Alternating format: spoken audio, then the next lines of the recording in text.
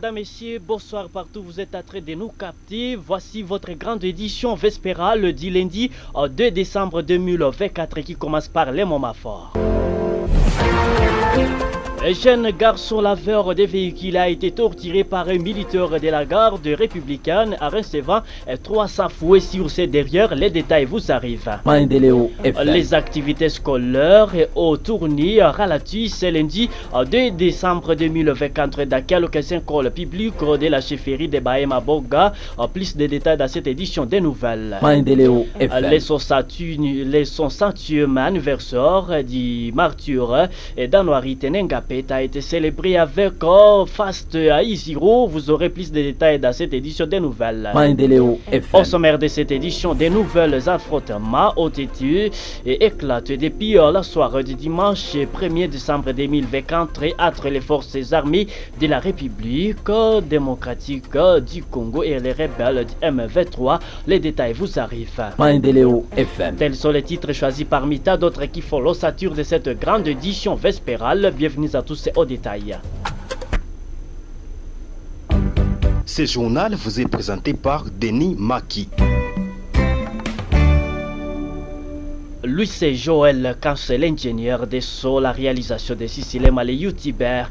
Un jeune garçon, laveur de véhicules, a été torturé par un militaire de la garde républicaine en recevant 300 fouets sur ses derrière le samedi 30 novembre 2024. À en croire la victime, tout est parti du problème, mais n'était pas mortier après le lavage.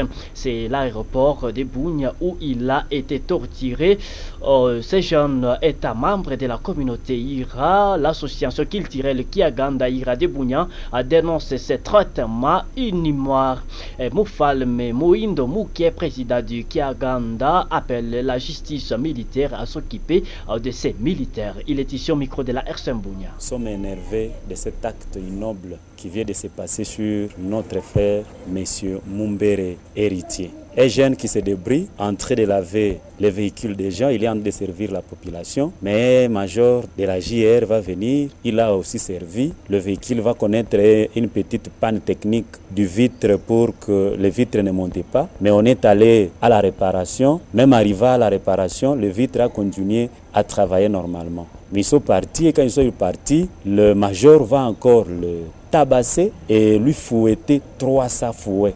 C'est anormal ce qui se passe dans ce pays. C'est anormal, c'est choquant. Après avoir fouetté, on l'a lâché. On a pris tout ce qu'il avait comme argent et il a été abandonné. Heureusement, on lui a laissé le téléphone. Nous condamnons avec toute la dernière énergie cet acte inhumain, cet acte dégradant, cet acte malfrant qui a été fait sur notre frère. Et nous demandons à ces majors de la JR s'il n'a plus à faire à Bounia et qu'il va s'acharner contre la population, qu'il retourne de là où il est venu et que les autorités prennent cette affaire. 300 fouets, c'est ton enfant, 300 fouets, qui peut supporter ça? C'est insupportable. Et nous-mêmes, nous disons, nous allons nous impliquer dans ces problèmes, nous allons déposer une plainte contre ces majors et de là, il va lui-même répondre à ces actes. Et s'il ne le fait pas, il va trouver alors la communauté sur son chemin.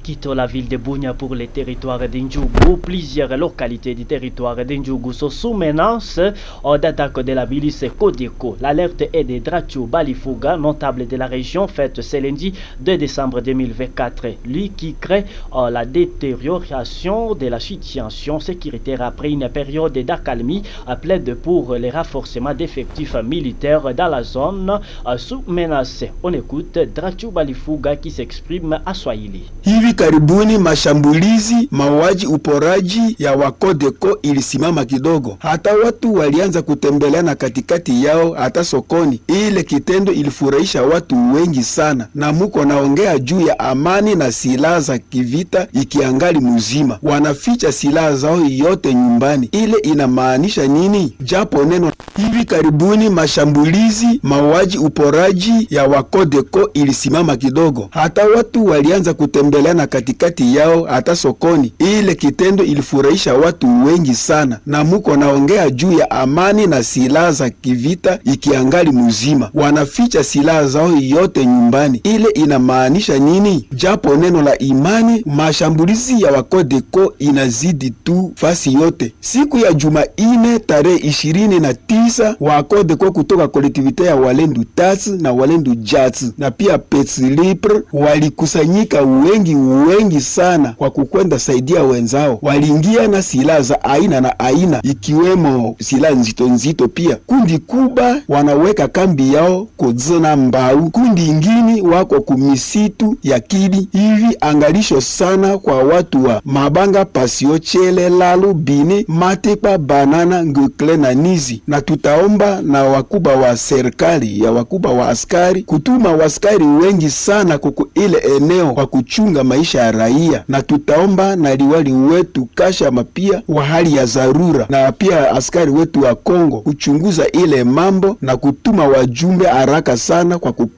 kukoponya silaha mikononi mwa wapiganaji. Na nitaomba na raia wetu sasa, inakaribia siku kuu ya Noeli. Hivi ni wakati mbaya sana ile wakati ya siku kuu ya Noeli. Hivi kama muko na safiri njiani au shambani au kuvunja koni au usiku, muwe na angalisho, kwani amani ikiangali na shaka.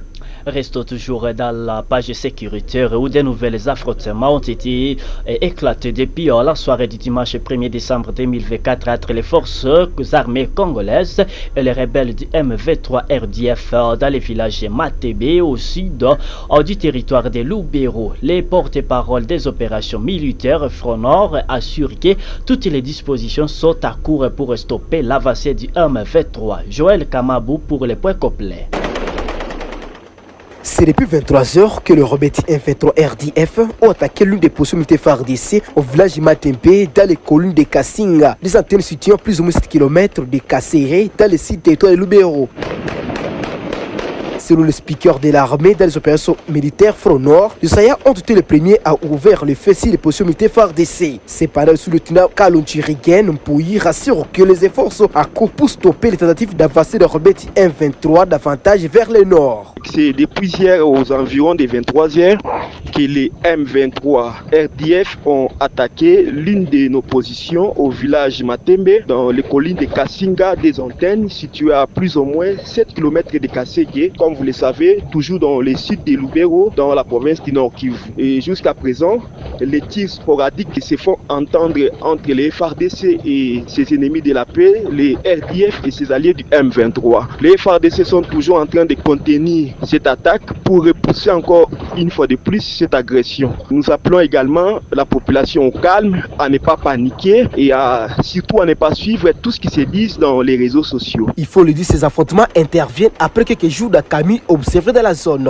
Et c'est depuis le 4 août dernier que le FARDC et les rebelles M23 sont censés d'observer et c'est le fait, bien que ces derniers soient constamment violés. La semaine dernière, les autorités congolaises et rwandaises se sont de nouveau réunis à Luanda pour discuter de la crise entre Kigali et Kinshasa. Cependant, dans ce communiqué, le rebelle M23 a déclaré ne pas être concerné par les conclusions de ces assises. Pour de nombreux observateurs, cela constitue une façon pour le rebelle M23 de prévenir les attaques qu'il pourrait encore lasser contre des localités. Madame et messieurs, pendant ce temps, au moins 15 personnes ont été tuées par les rebelles d'Alliés démocratiques, force ADF, dans le groupement Batangi, Mbaou, secteur Beni Mbaou, dans les territoires de Beni. Selon les sources locales, il parle de bilan accord provisoire. Elias Eloi Iveka pour plus de détails. La nouvelle est rapportée ce lundi 2 décembre 2024 par le chef de la localité Bakila Tenambo où les drames a eu lieu. Il précise que les assaillants ont également rendu en centre plusieurs biens de la population. Selon la même source, ce bilan est encore provisoire. Les ADF ont attaqué notre localité de Bakila Tenambo vers 20h, précisément au point kilométrique 20. Pour le moment, comme bilan provisoire, il y a eu 15 corps de populations qui gisent sur les sols. L'ennemi a incendié un hôpital de la place Congo Yassika et quelques maisons avant de s'effondrer dans la nature la même nuit, a fait savoir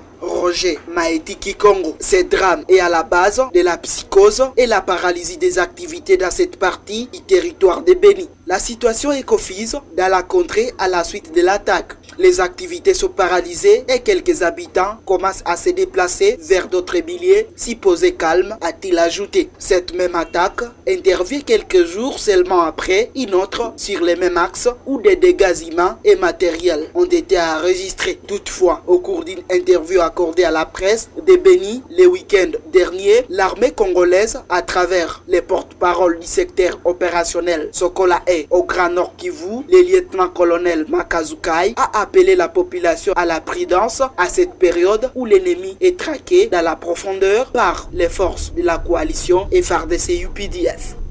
Restons toujours dans le même cadre où l'affaire de la semaine passée n'a pas été rose dans plusieurs entités du territoire de Mambasa, province de l'Ituri. La nuit du samedi au dimanche 1er décembre 2024, où 2 personnes ont été tuées, une autre blessée et des biens de la population pillés par les hommes armés. Joseph Kisuki revient sur ce dossier. Selon l'enquête menée par la nouvelle société civile congolaise du territoire de Mambasa, le premier cas d'insécurité en celui vécu au quartier Mbutu à Mambasa Centre, où un mini-shop a été braqué par les bandits armés. Une femme et un homme ont été tués. Le deuxième cas est celui du quartier Makoko à Mambasa Centre, où 3 personnes cagoulées vêtues en tenue militaire, tous munis d'armes à feu, ont estroqué un motard sa moto vers Ventinaire avant de se volatiliser dans la nature. À 22h toujours à Mambasa Centre, c'est un militaire, la 31e brigade de défense principale, qui a été appréhendé en cas d'estroc et jeune, son téléphone et une somme d'argent de 25 000 francs congolais. À côté de l'espace Mambasa Inapita Boulaya, à Biakato, chef de la chefferie Babila Babombi, 5 maisons ont été pillées par des bandits armés. Ils ont découpé par machette une personne, si sa tête et son dos. À 2h du matin, du dimanche 1er décembre, c'est le carré minier dénommé Kanjambu, situé dans le groupement Mbutu, chefferie de Mambasa, qui a été visité par des personnes armées non étrement identifiées. La société civile congolaise recommande aux services de sécurité de quitter leur sommeil de mort pendant cette période de préparation des fêtes d'année, car ce sont des situations pareilles qui poussent parfois la population à des soulèvements. Demandons ici à toute la population du territoire de Mambasa à être très vigilante, et surtout aux commerçants, que chaque commerçant prenne le soin de fermer ses activités avant les heures nocturnes. Et il revient aussi à toute la population de vivre en collaboration avec les services de sécurité, surtout dans la dénonciation de tout cas suspect qui s'annonce dans les différents quartiers. Cette situation de cambriolage inquiète plus qu'un citoyen du territoire de Mambasa. Encore ça souffle des vies d'une fille répondant au nom de Sifa, âgée de 18 ans, 20 ans, à Viro, et a été retrouvée la matinée de ce lundi 2 décembre 2024 au centre de Marabo, précisément aux alentours de l'église de 8e Sepaké, dans le groupement Moussezo, à territoire d'Irumu, dans la province de l'Ituri. Les formations confirmées par Pascal Kisezo, le coordonnateur de la société civile du territoire d'Irumu, qui précise que le corps de la victime a été abandonné dans la nuit du dimanche 1er décembre 2024. Un acte vivement condamné par les coordonnateurs de la société civile qui demande aux services de sécurité de continuer avec les enquêtes pour retrouver les bourreaux et d'autres son terre. Nadhani kisha kuvumbua ile maiti ilikuwa akete fanyikana na ile akete gisi wote tunayua mwili haba la mshaki hivi tunakuwa na service ama institution yenye habilite ya kuweza kufanya levée du corps kwa pale conseil local ya sécurité akajongea fasi ya maiti bakainterpele auditorat militaire ya komanda inspecteur mwenye ilifia fa akete na kisha akete ikabana decision ilifale bafa examen bayue kama ule msichana alikufa na namna gani alikufa, cause ilikuwa nini, na kwa sasa ambao tunaongea resultat hospitali ngali. Wakati resultat hospitali itakuwa tajua ya kwamba kama ule kana alikufia namna gani, et aussi service ya sécurité ama auditorat ya komanda aingali nazidi na kufa akete kwa kudécouvrir kama ni banane yenyewe walifanya ile acte. Message napasha la c'est aux populations en général. Si plus population nomba tukue très vigilant, parce que kama tukue vigilant mambo zingine tapasha kutufikia na kufanyikana ya mubaya bila mtu kujua, bila mtu kuona, ila iko mzuri. La parasite des frontières, nous en parlons encore. Les habitants de Urio, un village situé à la frontière entre la République démocratique du Congo et l'Ouganda, chefferie de Walpara, dans le territoire de Maïa-Dituri, continuent à vivre la peur au ventre et sous stress. Pour cause, nous avons l'occupation illégale de cette partie de la République envahie il y a quelques années par les forces loyalistes ougandaises. La société civile des Maïs qui n'a cesse d'alerter les autorités à tous les niveaux de se pencher sur ces dossiers car la population locale est fatiguée de cette menace par les éléments UPDF qui passent même au tabac. Deogracias Oudaga, premier vice-coordonnateur de cette structure citoyenne, elle dit au micro de Jean-Maurice Oudaga depuis la région. Jusque-là, il n'y a que les éléments de UPDF qui ont installé, érigé leur campement à Urio, je pense que c'est Urio 3, mais l'administration comme telle, il n'y en a pas. La population n'est pas calme. La population n'est pas calme. La population ne sait pas se retrouver. Vous savez que c'est depuis 2017, il fallait qu'on commence déjà à vérifier les bornes. Ça s'est fait du côté de Aru, mais arrivé à Vora, on a arrêté la situation. On ne sait pas pourquoi l'administration ou le gouvernement congolais avait fait ça, mais sinon, l'impact, c'est que les gens vivent dans le stress, dans la peur. La population n'est pas tranquille. Quand j'étais à la réunion d'évaluation intraprovinciale à Bounia, j'avais posé ce problème au directeur de cabinet du gouverneur, comme pour dire que voilà, ils doivent prendre à bras le corps cette situation de Rio. Il faut que les experts qui étaient venus, belges, anglais et même congolais et ougandais, qu'ils viennent, comme ça, on retrouve gain de cause. Que la population garde espoir. Nous pensons que ça va aller. Quittons la page sécuritaire pour vous parler de la page scolaire. Cette fois-là, les activités scolaires ont tourné au ralenti. C'est le 10 décembre 2024 dans quelques écoles publiques de la chefferie de Bahema-Boga. Donc nous sommes à 220 km du chef-lieu de la province de l'Ituri dans la sous-division d'Irumu 3. Lodjonga Boucho Lora, directeur de l'école primaire Rubingo sous la gestion catholique, ces chefs d'établissement dit que les professionnels de la Crête Blanche ont jugé mieux d'aller tous à Bounia pour réclamer leur argent qui est retenu à la BAC-TUD et à la Caritas suite aux dettes des motos prises au mois d'octobre 2022 qui devrait se terminer le mois d'octobre de l'année 2024.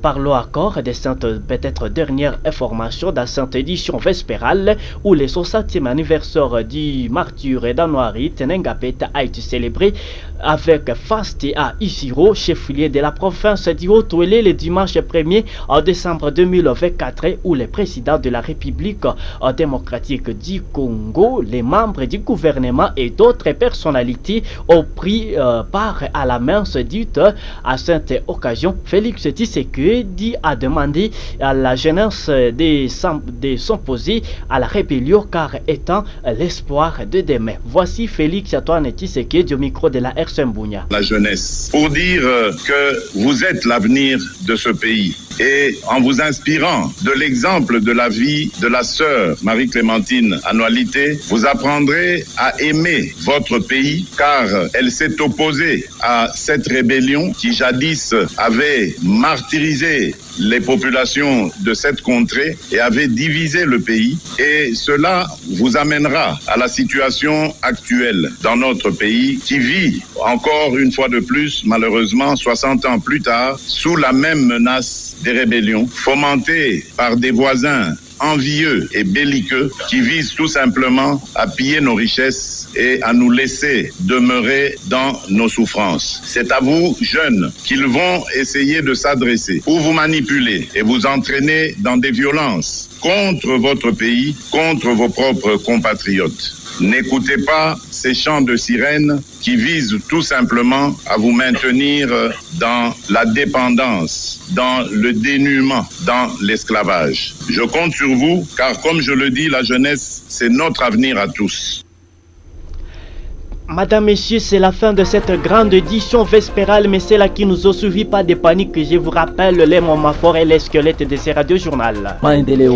Et nous avons parlé des jeunes garçons. Laveur des véhicules a été torturé par un militaire de la garde républicaine, a reçu 3 safoués sur ses derrière le samedi 30 novembre 2024. Vous avez les détails dans cette édition des nouvelles. En plusieurs localités des territoires d'Indjougou sont sous une menace d'attaque de la milice Kodeko. L'alerte est de Drachou Balifuga. Vous l'avez certainement suivi dans cette édition des nouvelles. Le 60e anniversaire du martyr d'Anouari Tenenga Peta a été célébré avec Fanstua Ijiro, chef-lieu de la province du Haut-Ouélé, le dimanche 1er décembre 2024. Vous avez les détails dans cette édition des nouvelles. Tels sont les titres qui ont constitué l'ossature de cette grande édition vespérale. Si vous l'avez aimé, chapeau bas Denis Maki pour sa présentation, mais aussi coup de chapeau et félicitations à notre ingénieur de son nom de Joël Cancer. Nous sommes tous chapeautés par Jospé Wajorkim. La réalisation est bien belle, l'œuvre de l'adorable Sicilem, les youtubeurs, mais aussi ne manquez pas de suivre cette même édition sur YouTube, Maendeleo Bunya TV, mais aussi sur TikTok, Maendeleo Bunya Evo, sur Facebook, c'est bien la radio communautaire Maendeleo à toutes les lettres. Ne manquez pas aussi de vous abonner massivement aussi. Retrouvez dans nos prochaines éditions. Portez-vous tous bien.